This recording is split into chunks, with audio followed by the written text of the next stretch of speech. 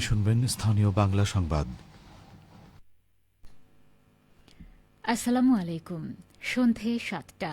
বাংলাদেশ বেতার রাজশাহী। স্থানীয় সংবাদ পড়ছি সাজরিন খান খুশবু। রাজশাহী সিটি কর্পোরেশন কর্তৃক বাস্তবায়নাধীন উন্নয়ন প্রকল্পসমূহ অগ্রগতি ও পর্যালোচনার লক্ষ্যে আলোচনা সভা অনুষ্ঠিত হয়েছে।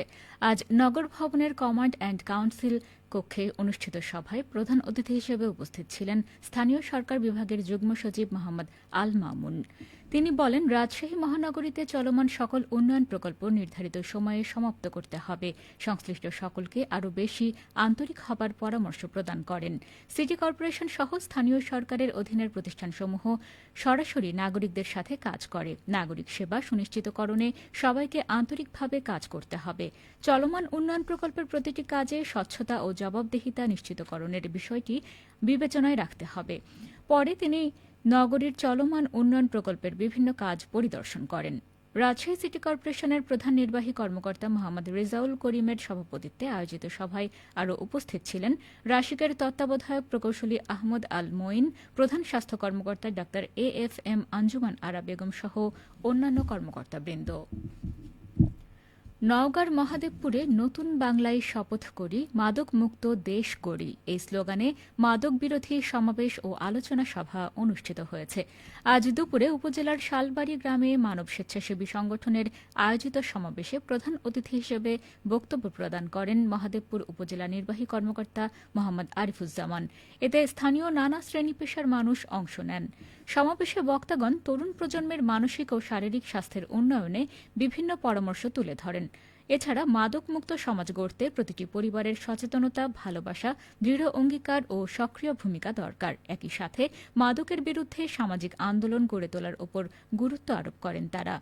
শালবাড়ি উচ্চ বিদ্যালয়ের প্রধান শিক্ষক আজিজার রহমানের সভাপতিত্বে অনুষ্ঠিত সমাবেশে নওগাঁ মাদকদ্রব্য নিয়ন্ত্রণ অধিদপ্তরের উপপরিচালক মোহাম্মদ রেজাউর রহমান, মহাদেবপুর থানার অফিসার্স ইনচার্জ শাহিন রেজা ও মানব স্বেচ্ছাসেবী সংগঠনের প্রতিষ্ঠাতা পরিচালক সুলতান মোহাম্মদ বক্তব্য প্রদান করেন। উৎসবমুখর পরিবেশে বগুড়া বিট মডেল স্কুল অ্যান্ড কলেজে অনুষ্ঠিত হয়েছে দিনব্যাপী বিজ্ঞান মেলা।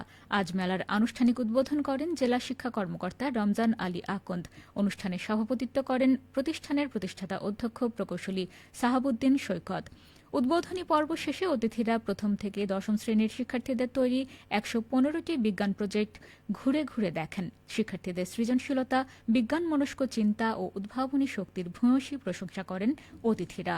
তারা বলেন, এ ধরনের বিজ্ঞান মেলা শিক্ষার্থীদের কৌতূহল, অনুসন্ধিৎসা ও উদ্ভাবনী মানসিকতা গড়ে তুলতে গুরুত্বপূর্ণ ভূমিকা রাখে।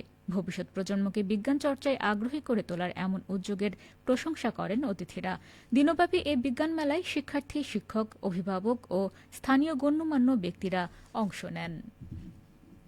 নাটোরের সিংড়ায় বিনামূল্যে প্রান্তিক কৃষকদের মাঝে শীতকালীন শাকসবজির বীজ ও সার বিতরণ করা হয়েছে। আজ উপজেলা প্রশাসনিক ভবন চত্বরে কৃষি সম্প্রসারণ অধিদপ্তরের আয়োজনে কৃষি প্রণোদনা কর্মসূচির আওতায় কৃষক পরিবারে বসতবাড়িতে শীতকালীন শাকসবজির বীজ প্রদান করা হয়। কর্মসূচির আওতায় ১৫০ জন কৃষককে বেগুন, মূলা, লাউ, মটরশুঁটি, পালং শাক, লাল শাক ও বাটি শাক এবং ২৫০ জন কৃষককে লাউ, বেগুন, মিষ্টি কুমড়া, শশা বীজ প্রদান করা হয়। এছাড়া প্রয়োজনীয় ডিএপি ও এমওপি সার প্রদান করা হয়। বীজ ও সার বিতরণ কর্মসূচির উদ্বোধন করেন উপজেলা নির্বাহী অফিসার মাজহারুল ইসলাম। এ সময় উপস্থিত ছিলেন উপজেলা কৃষি কর্মকর্তা খন্দকার ফরিদ হাসান, অতিরিক্ত কৃষি কর্মকর্তা মাহমুদুল হাসান ও কৃষি সম্প্রসারণ কর্মকর্তা আবু রায়হান। সিরাজগঞ্জে মাসব্যাপী অনূর্ধ্ব ১৪ সাঁতার প্রশিক্ষণ শুরু হয়েছে। আজ দুপুরে জেলা শিশু পরিবার পুকুরে ক্রীড়া পরিদপ্তরের বার্ষিক ক্রীড়া উন্নয়ন কর্মসূচির আওতায় জেলা ক্রীড়া অফিসের উদ্যোগে প্রতিযোগিতাটির আয়োজন করা হয়। সাঁতার প্রশিক্ষণের উদ্বোধন করেন সিরাজগঞ্জের অতিরিক্ত জেলা প্রশাসক সার্বিক গণপতি রায়। প্রধান অতিথির বক্তব্যে তিনি বলেন, নদীমাতৃক বাংলাদেশে সাঁতার প্রশিক্ষণ অত্যন্ত প্রাসঙ্গিক। প্রতিটি শিক্ষার্থীরই এই প্রশিক্ষণ গ্রহণ করা প্রয়োজন। জেলা ক্রীড়া অফিসার নূরে এলাহির সভাপতিত্বে উদ্বোধনী অনুষ্ঠানে আরও উপস্থিত ছিলেন জেলা সমাজ সেবা কর্মকর্তা মোহাম্মদ হাবিবুর রহমান ও জেলা যুব উন্নয়ন কর্মকর্তা মোহাম্মদ শরীফুল ইসলাম। প্রশিক্ষণে শিশু পরিবার সহ বিভিন্ন শিক্ষা প্রতিষ্ঠানের অর্ধশতাধিক শিক্ষার্থী অংশগ্রহণ করছেন। প্রশিক্ষণ শেষে প্রশিক্ষণার্থীদের ক্রেস্ট ও সনদ প্রদান করা হবে। সবশেষে আবহাওয়া। আজ রাজশাহীতে সর্বোচ্চ তাপমাত্রা ছিল ৩৪ ডিগ্রি এবং সর্বনিম্ন ২২.২ ডিগ্রি সেলসিয়াস। সন্ধে ৬টায় বাতাসের আপেক্ষিক আর্দ্রতার পরিমাণ ছিল ৮০%। রাজশাহী ও পার্শ্ববর্তী এলাকায় আগামীকাল সূর্যোদয় ভোর ৬টা ৬ মিনিটে। সংবাদ শেষ হল। আমাদের পরবর্তী স্থানীয় সংবাদ প্রচারিত হবে আগামীকাল সকাল ৮টা ১০ মিনিটে।